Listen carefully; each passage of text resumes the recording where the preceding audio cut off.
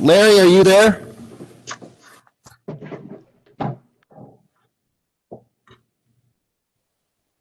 Mr. Ratachek? Yes. Hey, concern about the waste management. What zone are you in? What area? Like just east of Kinderberg Park. The Park control. whatever waste management truck that is serving the Kinderberg Park Heritage Hill area is leaking hydraulic fluid Like for the last for the 2 last years. 2 years. It's like, I don't know what truck they use there, but boy, they just drop a lot of it. All right, I'll take care of that in the morning. I didn't tell you anything about it, so don't say I told you to do it. I get in trouble when I talk directly to department heads. Oh, yeah? Yeah. Are you the only one? Are you the only one that gets in trouble? Wait a minute, what? I don't know. Whenever I talk to a department head, I always get kickback on it. Hey, you're not allowed to talk directly to them. Okay. Wow. You can talk to me. I'll address it in the morning. Thank you. Sorry, I'll never talk to him again.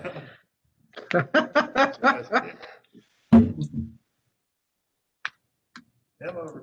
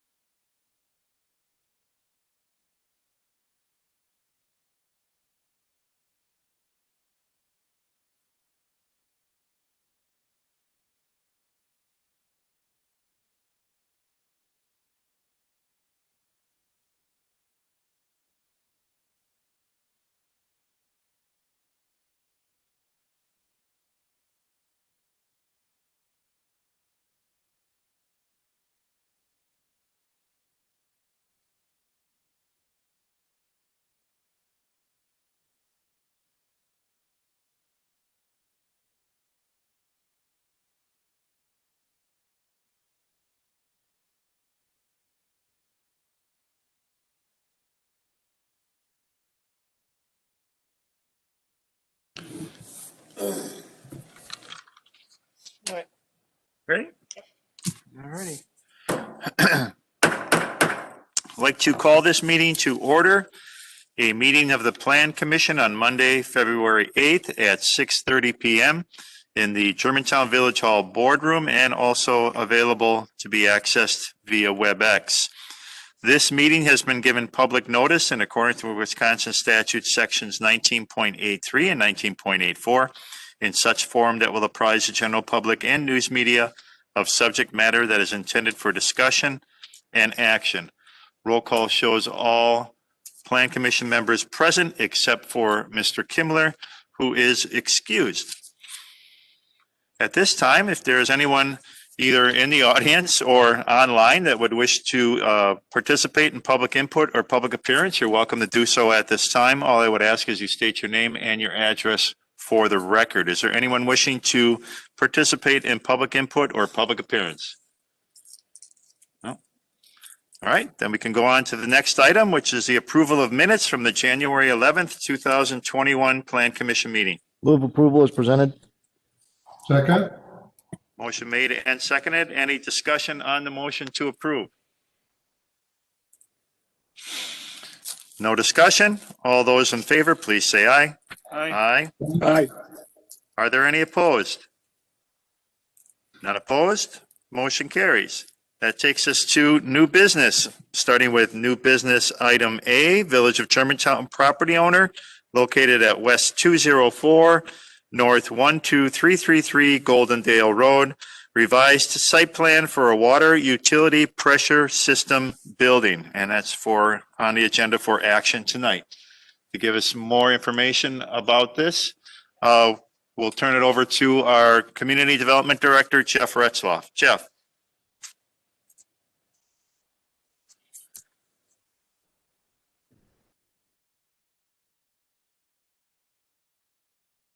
Can't hear you, Jeff. Can everybody see the screen I'm sharing? Yes. All right. The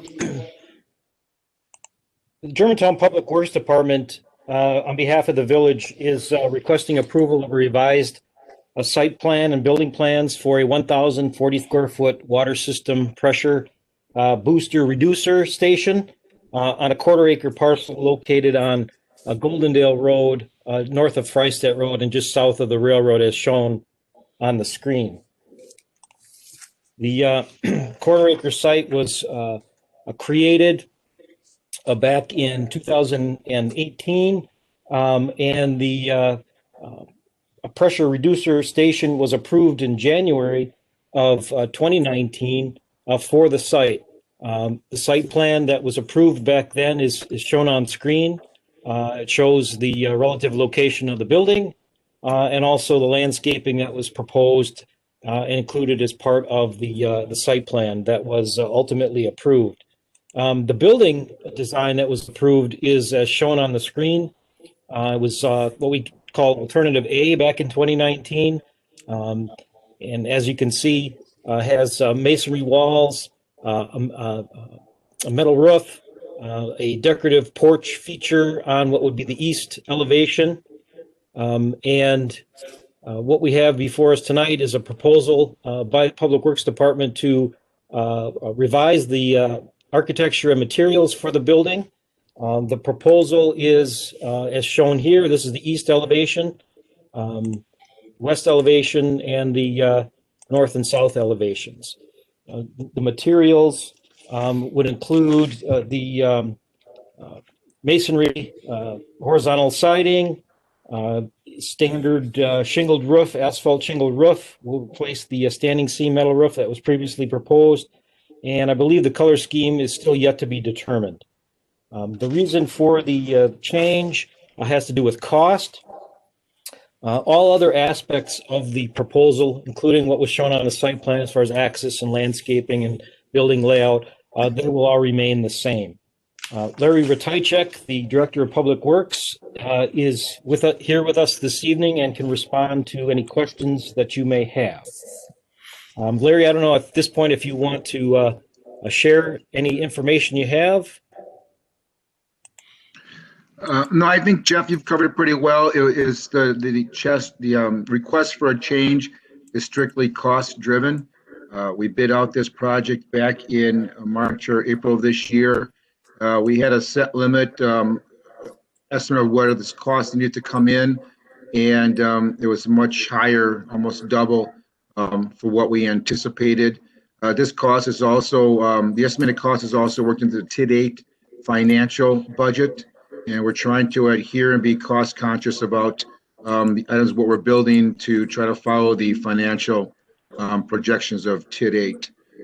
The changes we've shown are really, we've gotten rid of the metal roof and the porch and the overhang that goes with that, and reduce some of the brick on the exterior. Those are the major changes with it. Nothing was changed as far as the site plan.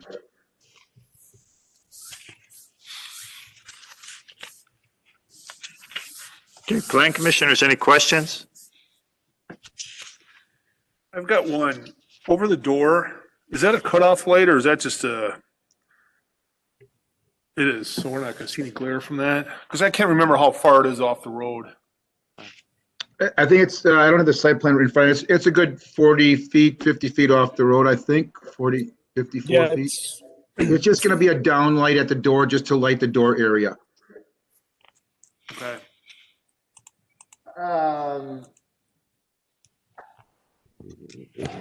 Do you want to bring the cost down even more?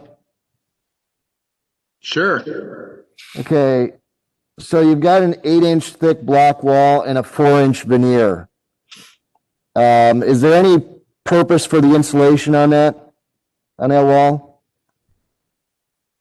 I think just trying to maintain, cut heating costs and things like that. Yeah, that's all. Okay, if you could go to a full 12-inch block wall, get rid of that outer layer and just do a through block and bring the upper part down to an 8-inch wall and just put the insulation on there. Then you wouldn't have to do the insulation part on the bottom half. And then you wouldn't need the angle that's holding up the brick. You wouldn't need any of that stuff. It's a simpler construction. I really don't see the need for the insulation on a building like this. So, Got it? Okay. so that might bring the cost down because you're doing a split face CMU veneer. You might as well just do a through block wall. So, Yeah, that would be very similar to how we built the Renwood sewage lift station. yeah. And I don't know structurally, but could you even drop the whole thing down to a 4-inch wall? I don't know about the structure of that though, to save money. I'd have to check on that one. Yeah, as long as the appearance would stay the same, I don't have a problem what the wall construction is, but I'll make a motion to approve as presented.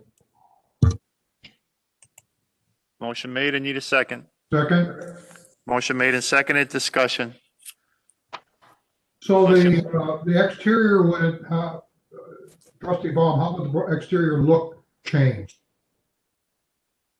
The exterior look would not change at all. You're just Okay. detailing the wall differently. You would still have a veneer on the outside then? What's that? You'd still have some sort of a veneer on the outside. So as you say, the appearance would be just about like we see it in the picture?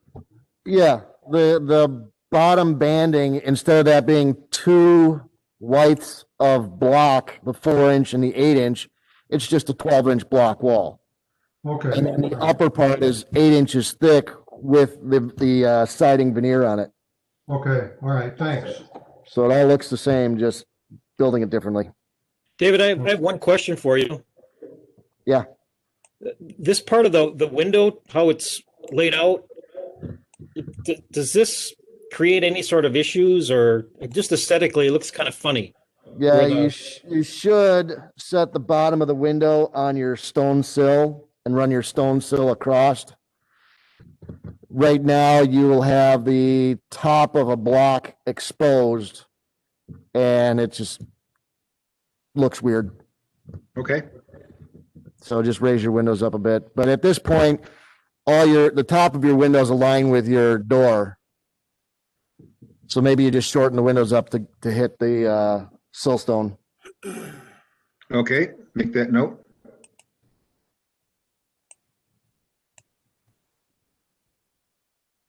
Further discussion. Are those actual windows or are they frosted or? I don't know the correct term. They're fall windows, they're dummy windows. You can't see through them, Okay. just for an architectural purpose. And at what price point would the roof, based on what savings could be possible from the suggestions made, could you go back to metal roof for longevity rather than 20-year roof? I wouldn't know the cost savings on eliminating the face brick. The savings on the roof, if I can remember correctly, were somewhere in the range of $17,000 to $20,000. Yeah, you're not going to get that with the block change. Okay, because it's just the metal roof gives you longevity, where that shingle roof, you're going to be changing it out 15 to 20 years. There's no gutters on it anywhere? Yeah, there So are. I didn't see it. Right there. Oh, okay. I see it now. Okay, further discussion? No further discussion? All those in favor, please say aye. Aye. Aye. Are there any opposed? None opposed, motion carries. Next item under new business is new business item B, Village of Germantown property owner located at North 112 West 17001 Mequon Road. Sign review application for a monument sign replacement on the Village Hall Library property. Give us more information and background on this. We'll turn it over to our associate planner, Emily Zant.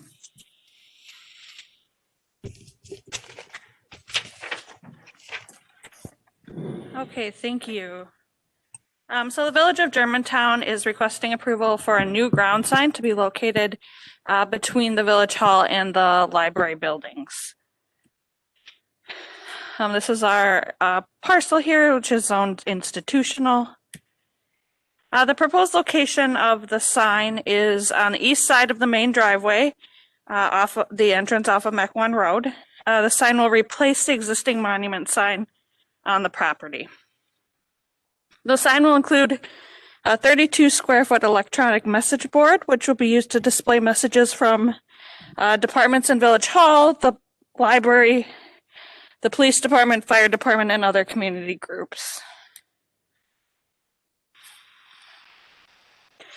The proposed sign will be 156 square feet, 78 square feet per side, double-sided to include 94 square feet or 46 square feet per side of internally illuminated aluminum cabinet with routed faces and internal LED lighting. There will also be an electronic message board, 32 square feet per side. The signage would be mounted on a 3-foot masonry base with a decorative masonry tower to coordinate with the Village Hall and library buildings. The overall height of the sign structure, including the tower and the pole cover, will be just under 15 feet.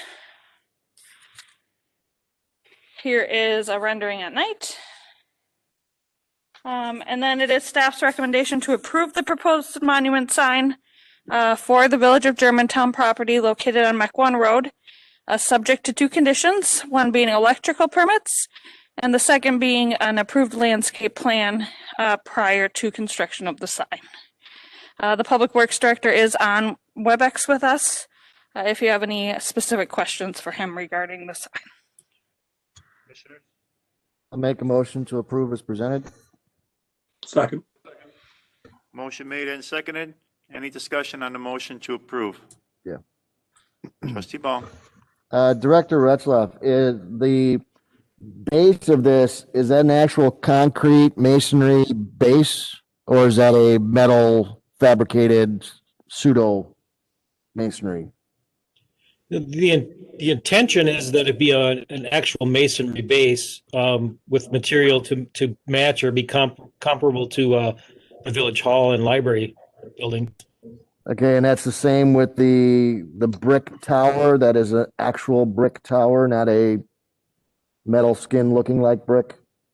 Now, as far as the tower feature, I believe that is a metal feature, aluminum feature, not an actual masonry. Larry, can you confirm that? Yes, the basically, and I don't mean to correct you, but basically the first version of the sign is that everything you're seeing on there is aluminum. Even the base brick was aluminum. We can get an alternate cost to make that masonry, but the first version of this was proposed to us being all aluminum, and they can make these signs look pretty realistic. But definitely from that band to the bottom of the electronic message center sign and the tower up, that is definitely all aluminum. We will need We did address this at the Building Construction Oversight Committee, and I did address that they had to encapsulate the entire sign, even on the bottom, for the prevention of allowing rodents into those areas.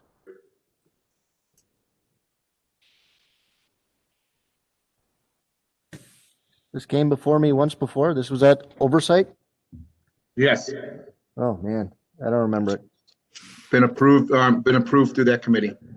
Was I there that day? Yeah, you were. Multitasking. It was Yeah, back in April. I am concerned about the aesthetics of that tower element. Can the manufacturer show us some photos of something they've done similar? I know on the stuff we're doing in the park, everybody's complaining that it's not real. And this is even less than not real. This is just a printed image. I can request some samples of what would be done. Yes. Or some examples that are nearby to look at. Yeah, and my main concern is the dark bricks, if you will, that whole thing truly looks like a brick enclosure as opposed to a solid panel with dark brown squares on it. So, I surely can investigate that more. I would suspect that if that were to be all masonry, right now that sign has a skeleton structure of I think it's like an 8-inch diameter steel pipe weldment that Yep. would go through the tower, and then 2 pieces horizontally, and then the skin is placed over that. I would think that if we go to a mostly masonry structure, it may price us out of the ballpark here. yeah, I realize that, but I don't want something that looks cheesy out there just the same. So let's, I'd be a little concerned about how it will hold up over time. Landscaping, trimming, things like that, bumping into that to the metal. I can just kind of picture the ends breaking open or something like that. So I want to be clear though, that base that looks like brick or blocks and what looks like a concrete slab under the sign itself, that would all be aluminum also? Yes, Okay. as presented. Yeah, but the code requirement is that it be masonry, so we really will need to get some sort of alternative bid on that. Which Yeah, can be done. I don't know whether to use the word cheesy, but I like the way that we set our buildings and our facilities off now. I just think this is a step down. No interest. Step down in terms of just the materials or the design, the layout. No, I don't mind the design, Jeff. It looks nice. I'm just worried about durability. I just think it'll decay faster than masonry.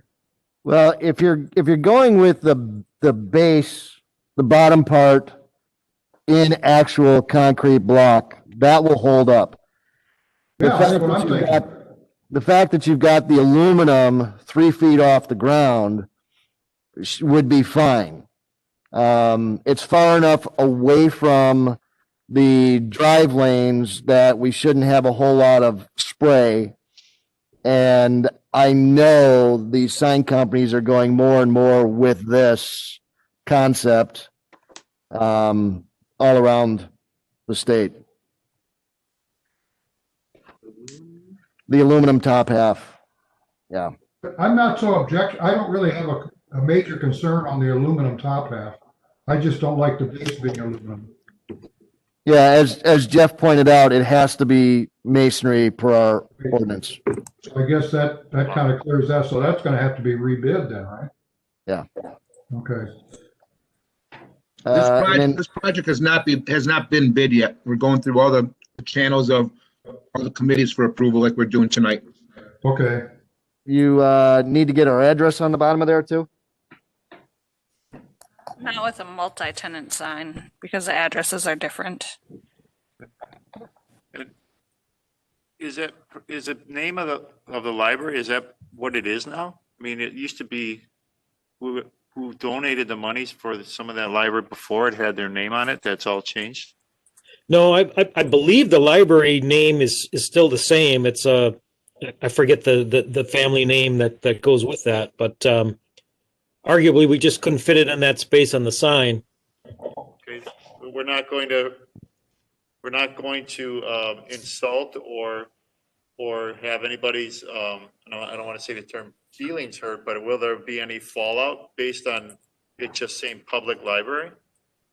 Well, that is a good question. We can present that to the library folks and see what their reaction is. Right. What, call it Meyer. Is it the Meyer Public Library or is it the Meyer Library? I think public's in there, isn't it? I don't know. Meyer, I thought it was like Well, I don't know. Rao or something. It's a long name, like Deer Ruster or something like that. I Yeah, can't- it is a long name. Right.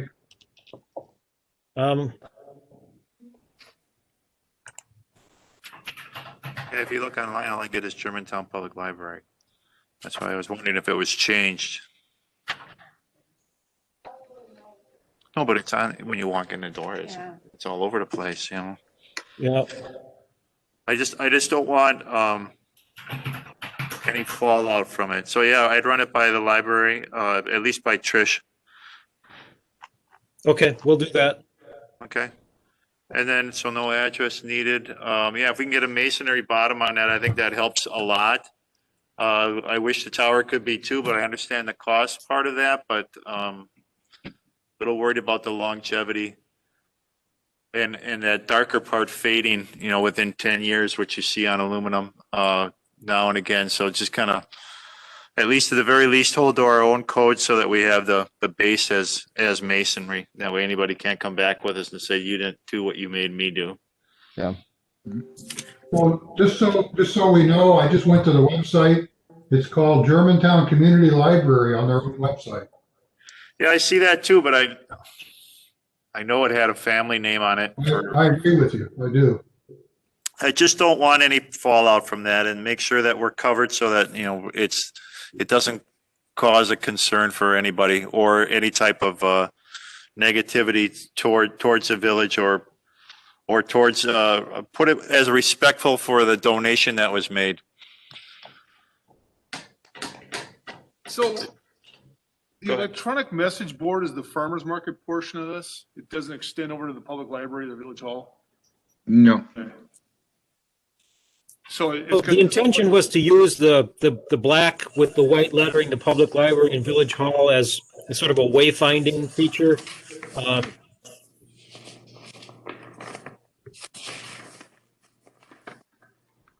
The farmer's market thing is gonna have a different message, maybe every 5 minutes or okay. Just like any other sign, it's adjustable for rooms and locks or. Yes. Further discussion? Hey, Jeff, this is Bob Williams. Just one quick question on the electronic message board. Yes.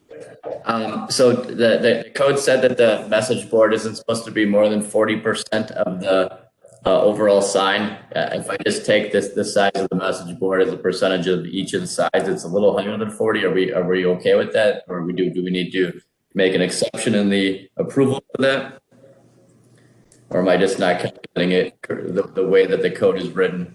Well, we can compare figures on that, but Okay. the calculation was right at 40% from what I recall. So Okay. Yeah, I just took 32 square feet divided by 78 square feet. It gets us to a little over 41%. So I just wanted to make sure it was okay. Jeff, this is Larry.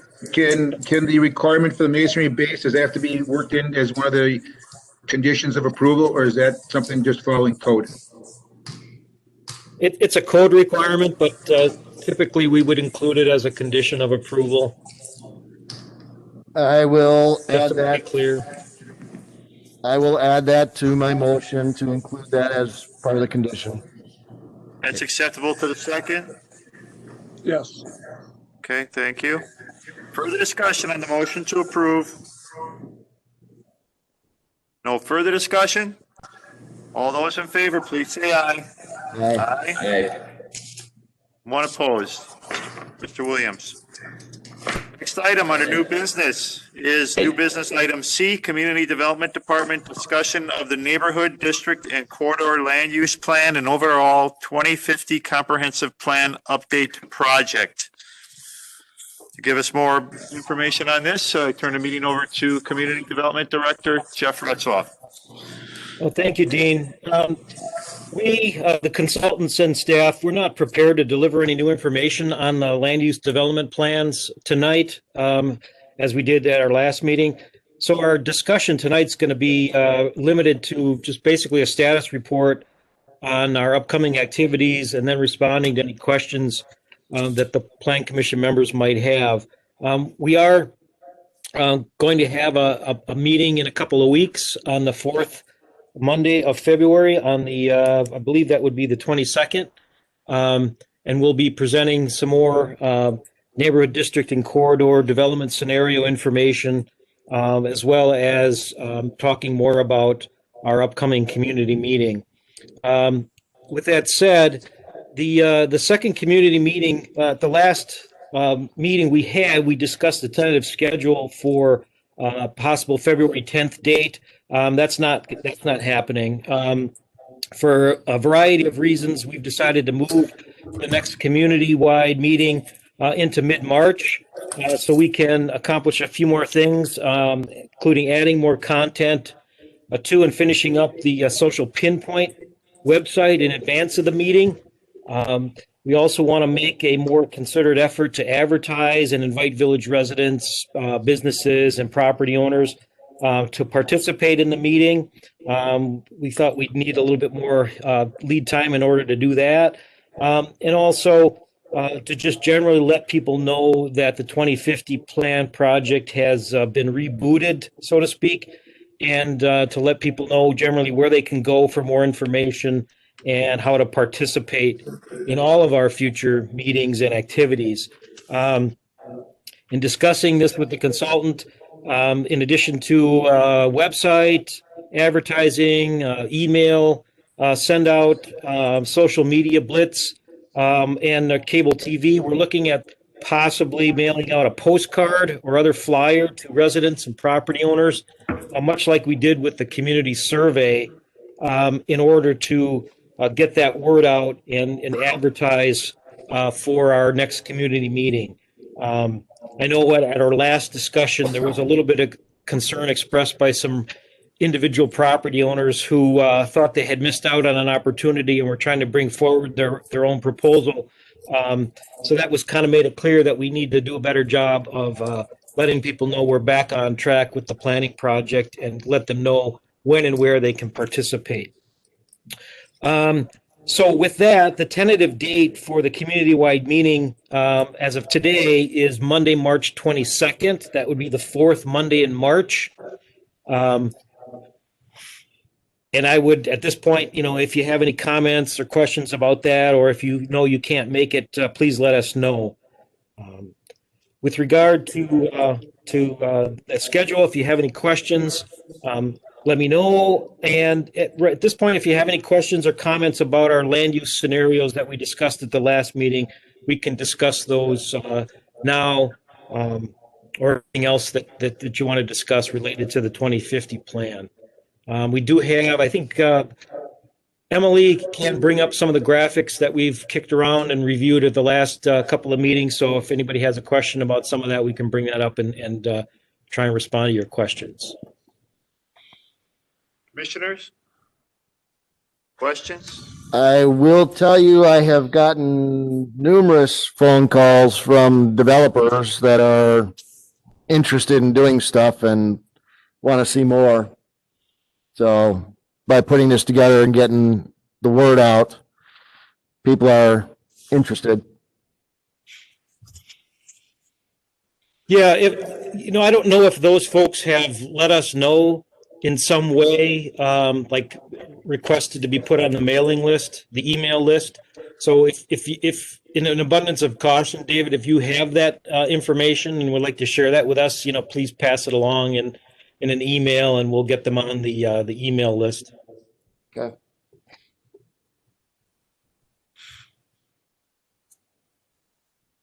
Any other questions, comments about what we had gone through at the last meeting in regards to any of the neighborhoods that were shown, or any of the additions or suggestions for enhancements that were shown at the last meeting?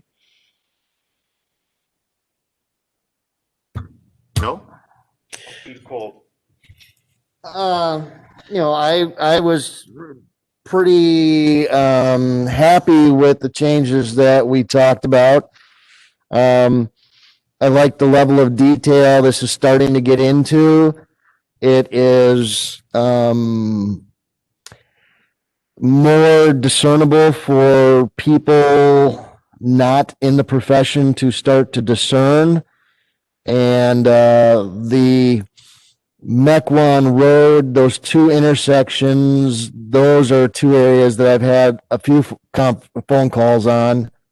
So there is interest.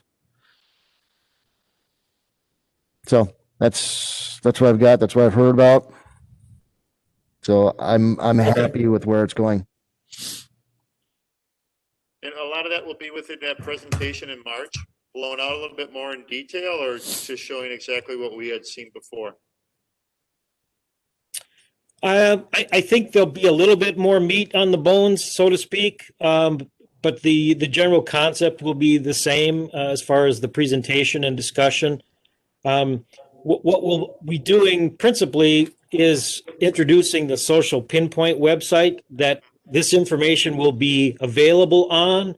So people will be able to go to that site, click on the overall neighborhood district corridor map, and also on the detailed graphics for the two areas that we've looked at so far, the Holy Hill Road corridor area and the village center, and then be able to use that website to provide specific comments on anything and anywhere. Quite frankly, they'll be able to pick and drop icons and little pins on various locations within any part of the village, for that matter, and comment on what they've seen, what their opinions are, what their feelings are as far as future land use and development. So another thing I would want to comment on is many of the people I have talked to about this area that's on the screen now are all coming forward with the statement that it has to be multifamily. So the land value is just driving the fact that they've got to get multiple residents in there. They got to get a higher density in there to afford to do any type of redevelopment in this area. So if the residents are going to be against that, we need to get the word out so we can get the word that they're either going to accept multifamily or they're going to oppose it. I'd rather know now than have developers go around and round and round like we did with Saxony Village. Or come forward with a proposal that's going to die in the vine. Yeah. Yeah, there's got to be an educational process of if you're looking for amenities, if you're looking for these types of things to occur here, then part of that component needs to be a way for a higher density of development for residential to occur for support. Otherwise, I don't think developers will talk to you about it. And there's plenty of other examples out there where that shows, and a lot of other successful types of multi-use developments that are out there and have been brought up in the last 5 years that prove that fact out over and over again. So there is that history there that shows, how one supports the other and why that development needs to work hand in hand. Jeff, what happens after this March 22nd meeting? This is to gather public input, to introduce the pinpoint. Then where do we go from there again? well, then we'll start finalizing the land use component of the plan, including the neighborhood district and corridor concept. One of our intentions is to include in the plan a a 1 to 2 page detail for each of the neighborhood districts and corridors that will take information from that large table that we've been pulling together and specifically pulling that out for each neighborhood to say, you know, these types of land uses would be desirable, these are undesirable, these would be acceptable, that sort of thing, and then present some detail about each of the neighborhoods. But then also to work on pulling together other components of the plan that we're required to have in the plan according to the state statute. You know, we're going to be borrowing and updating sections of the current plan, and then dealing with the other categories, and then start addressing some of that as well. Ultimately, you know, we're looking at another community meeting that will be scheduling probably in the month of May or June. Ultimately, with the notion of having a final draft of the overall plan for presentation in late June or July.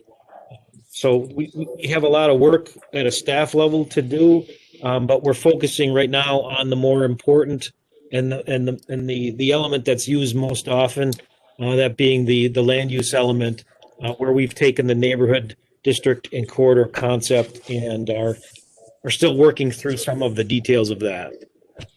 And at that meeting, there'll be a tutorial shown of how people can access it, how they can put their pinpoints, comments, and then what it looks like and what kind of information is being presented that will be gathered from it. Yes, the intention is to have the site, the social pinpoint site, up and running shortly before the meeting, so that when people get the notification and they start poking around on the website, they know where to go and they can load it up and maybe start playing around with it. But at the meeting itself, there'll be some hands-on instruction on how to navigate the social pinpoint site and explain what it is we're looking for from individuals who want to participate.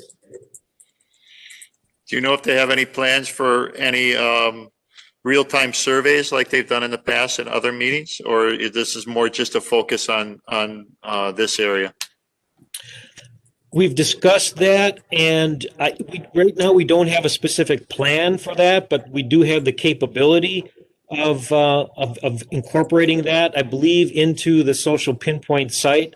I can discuss that tomorrow with the consultant, and pursue that further. Is there anything in particular that you're maybe interested in? I know we had kicked around the notion of maybe having a sort of a visual preference survey, a live or real-time visual preference survey, where we would be looking for feedback on types of residential development, you know, presenting from single family to multifamily designs and getting some initial feedback on that.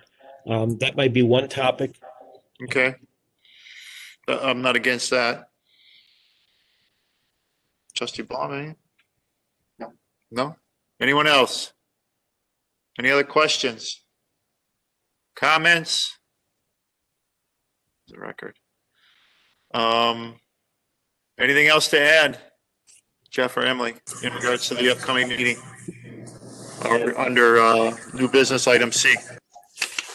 Not at this point, other than if anybody knows that they can't or can make it on the 22nd of March, please let us know as soon as you can. Okay. All right. So the 20, Just one question for you, Jeff. So are we meeting on the fourth Monday of this month? Yes, I would like to have a special meeting of the Plan Commission on the fourth Monday. Would be February 22nd. Okay, I'll be there. That'll be fine. Thank you. Okay, I'll be there. and Jeff, when should people start coming to these meetings again? Before COVID, we had the table here, we had plans out, we were getting feedback from people.